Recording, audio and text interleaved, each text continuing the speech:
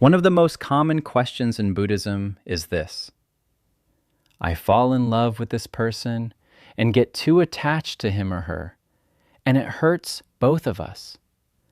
How can you love someone without tying them down? To understand the difference between love and attachment, you first need to understand these two concepts. When you truly love someone, you say, I want you to be happy, if that happiness includes you too. The main thing is that a person should be happy. This is true love. But affection manifests itself differently in one. Attachment, you expect the other person to make you happy. And if they don't, the question arises, why don't you make me happy? It's not enough for me that you give me. This is attachment, where your own needs and desires come first. How does attachment arise? Attachment begins with the fact that you see the other person as an ideal partner.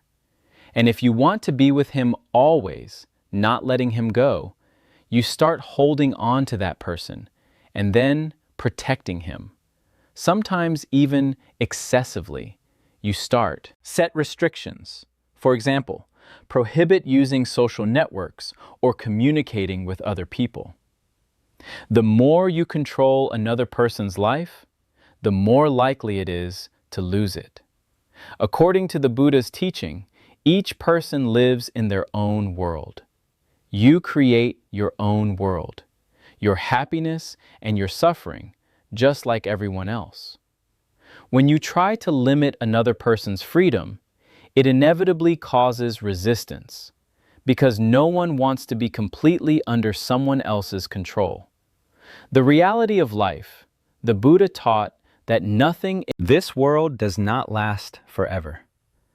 Everything that happens in our lives is subject to change. When we love without attachment, we understand this reality. The people around us will not stay with us forever. It is inevitable. And one day, we will be forced to part. If not before, then at least at the moment of death.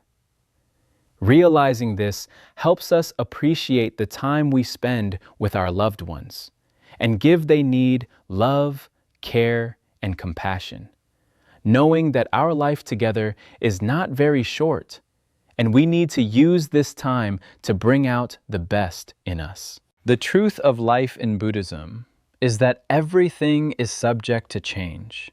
Nothing in this world remains unchanged. All our experiences, people, circumstances, and even the world itself are constantly changing. The truth helps us realize that we should not get attached to things, because sooner or later they will change or disappear.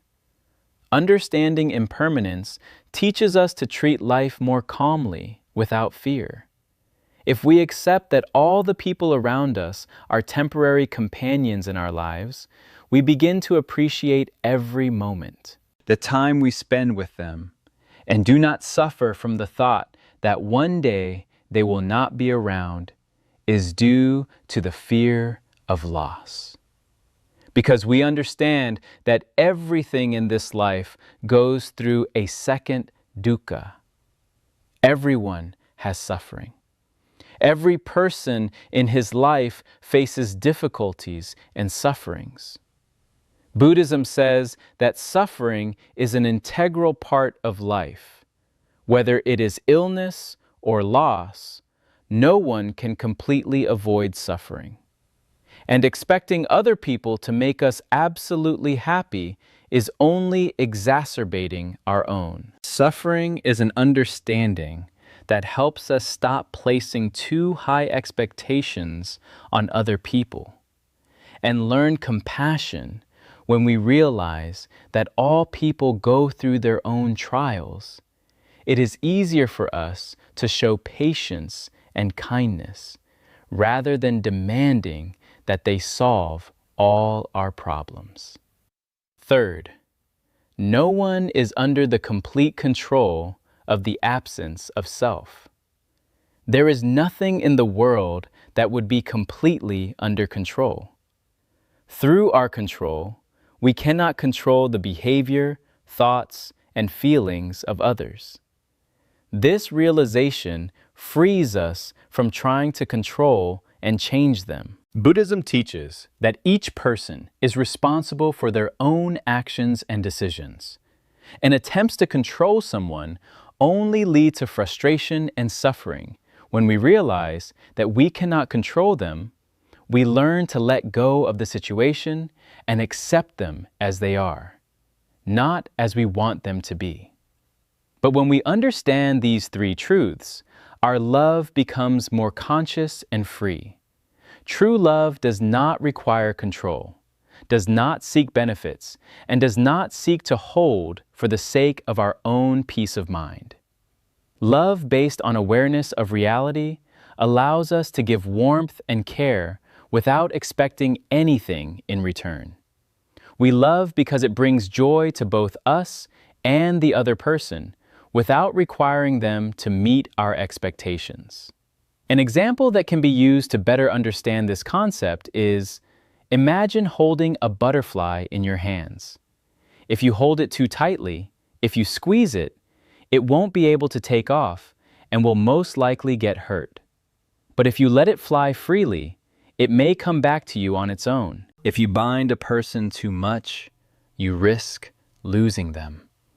If you give freedom, love can flourish and bring joy without pain. It is important to remember that everyone has the right to their personal freedom, and by trying to limit it, we destroy not only relationships, but also our own happiness. True love consists in wishing happiness to another person, even if it doesn't include us, even if the paths diverge. You will remain at peace, knowing that you acted with kindness and understanding. As practice love without attachment. Accept that life is changeable and learn to enjoy every moment with your loved ones, realizing that they will not be around forever. Develop compassion for others, realizing that they all go through their own change. Or control. Be a source of support and love, but do not try to become the center of their universe. So love becomes a source of joy and not suffering. You learn to be happy by finding a balance between your life and the freedom of another person, and eventually let go of fear. Thanks for liking and subscribing to the channel.